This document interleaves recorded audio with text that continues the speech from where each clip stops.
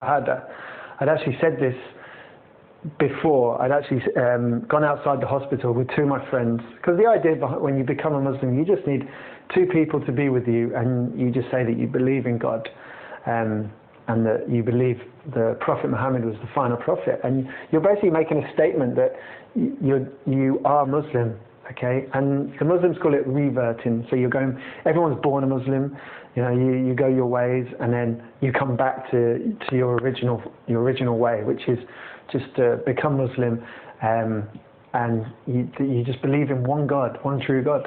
And I went outside, and these guys helped me with the Arabic words, and I remember saying it. And feeling, not really feeling anything at the time, and just following the word, you know, listening to the Arabic words they were saying, not quite sure what they meant at the time. We said it in English and then in Arabic, and then being embraced, hugging my two friends. You know, big smiles, felt it's interesting at the time. And then I remember walking back in the hospital, walking upstairs, and as I'm walking upstairs, I'm not kidding, my kind of, the sound around me, it's very weird to explain, but so crystal clear in my head. Things started getting quieter for me on the outside, because I remember walking in and there's people saying, "Oh, congratulations," and you know, colleagues that I worked with shaking my hands, and it was kind of like I couldn't quite hear them. Their volume was turned down. It's strange, but the volume inside me was starting to turn up. And it was kind of like someone was mixing in the sound quality on the outside versus the inside. And I was talking, and this sound inside me was getting louder and louder.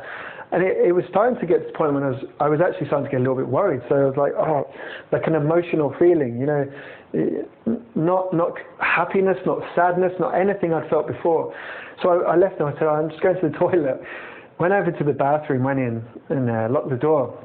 And just stood in front of the mirror, and this sound was increasing, this feeling was increasing.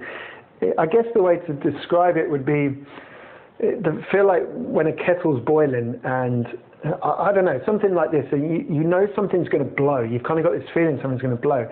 I remember holding the sink, pushing water on my face, and thinking, what is happening? What is happening? And it got so loud that it got to the point, and I remember I just burst out crying. I was just crying and crying, and I remember crying and looking at myself crying in the mirror, and then I was crying so hard that I started laughing, because I was, why am I crying?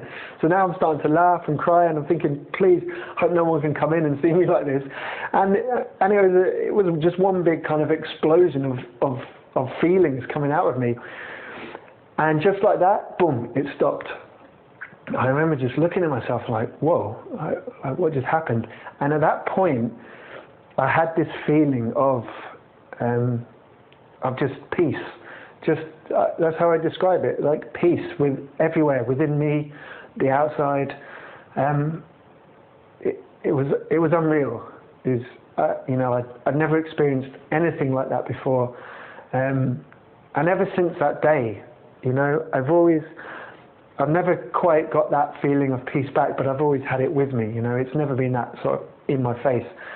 But since that day, I've had this feeling, it gets me a bit now, but I had this, it was a completely different feeling for me, and it's changed my life since that day, and I've never looked back since.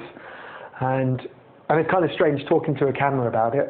It is still quite weird talking to anyone about it, but it was a very, you know, something that I can't explain. And that's what I love about, you know, spiritual moments like this. You know, you just can't, there's no scientist that can measure it. It's just something between you and God. And if people believe it, they believe it. If they don't, they don't.